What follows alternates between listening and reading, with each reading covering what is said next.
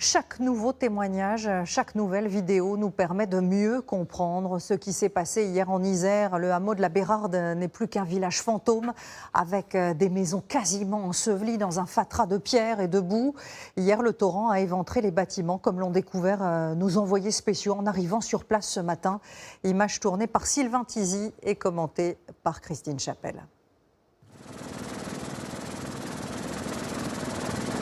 Le torrent de boue a traversé le hameau de la Bérarde, le coupant en deux, littéralement. Comme cette église, dont un pan seulement est resté accroché au sol. Avec encore quelques bancs renversés.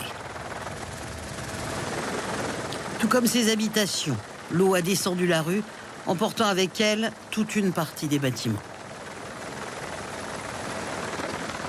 La maison de la montagne, lieu d'accueil pour les passionnés d'alpinisme, disparaît presque complètement sous la boue. Plusieurs bâtiments sont totalement ensevelis. Notre équipe a pu se poser quelques minutes sur ce sol dévasté et encore instable. Regardez justement à cette route du hameau de la Bérarde complètement détruite. Reste de la boue, des rochers jonchant le sol. Il n'y a plus âme qui vive ici. Tout le monde a été évacué hier en urgence grâce à 4 hélicoptères. Ce hameau a maintenant des allures de village fantôme.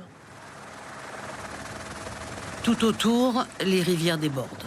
Ce pont a résisté, mais il est envahi de débris et d'arbres arrachés. Cette passerelle, elle, n'a pas tenu. Un peu plus loin, ce parking a été emporté par le torrent du Vénéon, devenu incontrôlable. La piscine de la base de loisirs est remplie de boue. Beaucoup de routes sont fermées car les chaussées se sont effondrées. D'autres ont résisté mais restent impraticables, envahies par la boue. Grâce au travail des secours, aucune victime n'est à déplorer. Et justement, hier, le sauvetage des 97 habitants du hameau s'est fait dans des conditions terriblement périlleuses grâce à 4 hélicoptères. Les secouristes sont les premiers à avoir été sidérés par le niveau de destruction. Tout a été très vite. Les rescapés, eux, parlent d'un torrent qui s'est formé en quelques minutes seulement. Des témoignages recueillis par Mathias Béringer et Frédéric Petit. 2 jours après, la joie de se retrouver est toujours immense pour cette famille de touristes belges. Mais le choc, immense lui aussi, est toujours là. On réalise peut-être pas encore tout à fait, mais bon, les images tournent en boucle, quoi. Ces images, les voici. Un sauvetage in extremis pour ce couple pris au piège dans cette habitation par la montée des eaux. On a entendu les bruits d'hélicoptères, un type qui est descendu sur le toit. J'ai entendu des pas, j'ai dit il y a des pas sur le toit. On a dit oui, on est là, on est à 2, on est là. Et alors. Son collègue. Oui, Ils sont vivants. Une fin heureuse, mais le pire a été évité de justesse. La portage a cédé, il y a des carreaux qui ont cédé, donc l'eau rentrait vraiment de toutes parts, le niveau ne cessait de monter. Vous étiez enfermés? On était enfermés, et à ce moment-là c'était beaucoup trop tard pour partir évidemment, parce que la maison était cernée. C'est vrai que quand je mets le coup de marteau, je suis un peu sans espoir, parce que la maison il n'en reste pas grand-chose, elle est à 95% ensevelie. Et quand je mets la tête à travers le toit, et là je vois 2 têtes accrochées aux poutres du plafond qui me disent on est là, c'est nous. Avant d'être relogés ici, aux Deux-Alpes, les autres membres de cette famille ont trouvé refuge sur ce toit avant d'être évacués. Celui de l'auberge de Stéphanie et Jean-Philippe. Eux ont perdu leur activité, mais leur tristesse et leur colère ne se résument pas à cela. Selon eux, l'inondation aurait pu être évitée. Si cette digue a cassé, c'est parce qu'elle a été faite en 86 et que depuis 1986, plus personne ne veut l'entretenir. C'est parce qu'aujourd'hui, le message qui est à passer, c'est qu'il faut que les préfectures n'abandonnent pas ces villages, n'abandonnent pas ces populations. Contactée, la préfecture de l'Isère affirme que des aménagements ont été faits ces derniers mois pour empêcher tant bien que mal l'eau de déborder. Et ce hameau de la Bérarde, il dépend de la commune voisine de Saint-Christophe, une commune elle aussi coupée du monde depuis hier. Le centre a été épargné, mais ce sont les axes routiers qui n'existent plus et les habitants sont désormais coincés sur place avec la question du ravitaillement qui va vite se poser. Élise Regaud et Sylvain Tizy. Pour rencontrer les habitants du village de Saint-Christophe-en-Oisans, nous avons dû arriver par le ciel. Ils sont eux aussi coupés du monde depuis l'effondrement de la route d'accès hier. Ils prennent leur mal en patience. Nous, on s'en sortira. C'est rien à côté de ce qui se passe à la Bérarde. Tant pis si on est bloqué. On fera ce qu'on fera avec. Roger est né ici et ne compte pas partir. Sans réseau téléphonique jusqu'à encore ce matin, il n'a pas paniqué et s'est juste organisé avec ses voisins le temps d'avoir des nouvelles. Une grande solidarité. Voilà. Et on a fait du jardin, on bricole. Les voisins sont très solidaires. Mais reste un problème de taille, le ravitaillement en nourriture. Ouais, là, il n'y a plus de yaourt, il n'y a plus rien, il n'y a plus grand-chose en stock. En seulement une journée, les 86 habitants restants ont acheté 50% des denrées de la seule épicerie du village. Ça va être compliqué de se ravitailler pour l'instant, mais on va essayer de rationner un petit peu pour que tout le monde puisse avoir ce qu'il faut. On a même pensé à se faire héliporter pour pouvoir pallier à la demande, parce que sinon ça va être compliqué.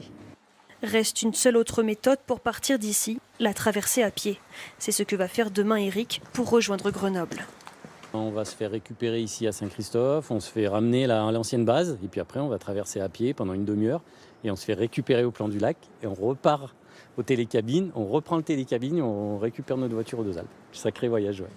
Pour combien de temps ces habitants vont-ils rester dans cette situation ? J'ai pas de date. En étant optimiste, je vous dirais une semaine de travaux peut-être pour débloquer la route au niveau de Vénosque village. Les personnes de plus de 80 ans sont évacuées au fur et à mesure de la commune. Aujourd'hui, 6 personnes fragiles sont parties pour raison de santé. Il en reste encore 3. Ailleurs dans les Alpes, d'autres régions ont été touchées par ces inondations. Aux pluies diluviennes s'est ajoutée la fonte des neiges qui avait déjà fait gonfler les cours d'eau. Les crues ont obligé les stations à repousser la saison d'été qui avait pourtant déjà commencé, comme nous le montre Nathalie Pellerin et toutes nos équipes sur le terrain. En 24 heures, 80 mm d'eau sont tombés ici, l'équivalent d'1 mois et demi de pluie.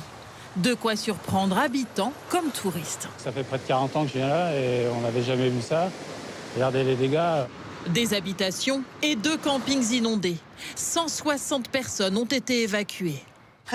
On devait encore rester 3 semaines, mais bon, on verra bien.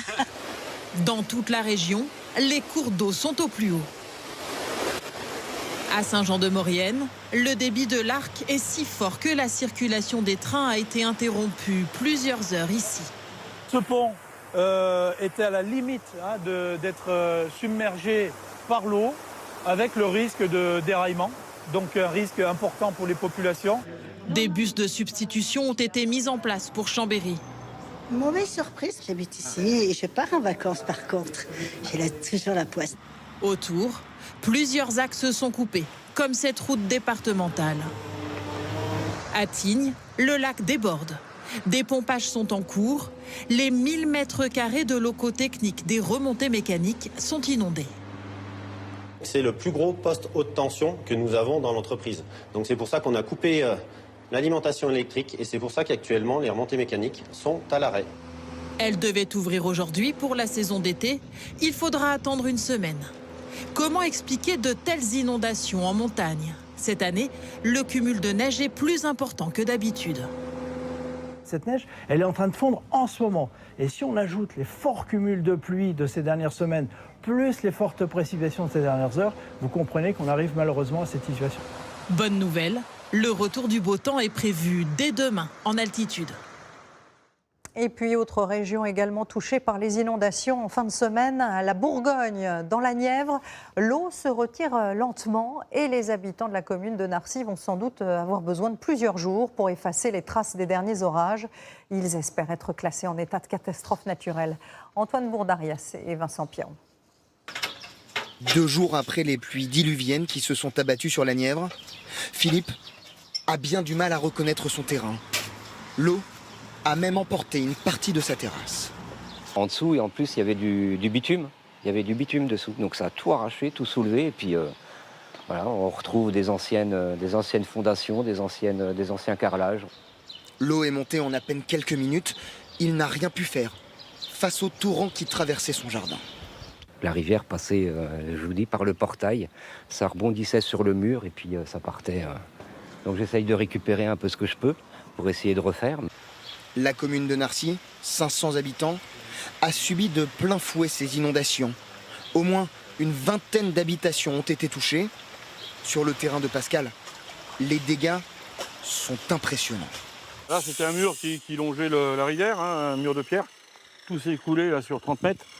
Ses voitures, ses motos et tout son mobilier ont été submergés. Aujourd'hui, ses amis sont venus l'aider à tout nettoyer, alors que son jardin est toujours sous les eaux.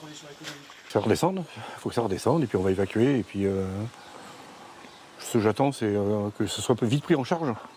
Depuis hier, cette conseillère municipale va à la rencontre de tous les sinistrés. D'accord. Et du coup, vous avez réintégré l'habitation depuis ou pas? Non, pas encore. Et répertorie ce qui a été endommagé par la montée des eaux, comme ces bouts de trottoirs arrachés ou encore cette route qui s'est effondrée sur elle-même. Et là, ça fait énormément à réparer, à consolider. Il faudrait que l'état de catastrophe naturelle soit déclaré ou décrété le plus tôt possible, que les assureurs missionnent les experts, mais très rapidement, le plus tôt possible. Dans la Nièvre, la décrue pourrait prendre encore plusieurs jours.